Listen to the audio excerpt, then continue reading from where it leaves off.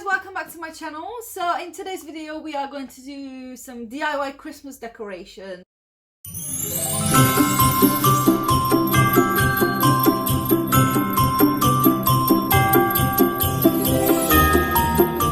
What you're going to need is some balloons.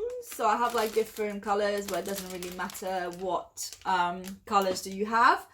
I'm going to use a blue tack because I need to keep the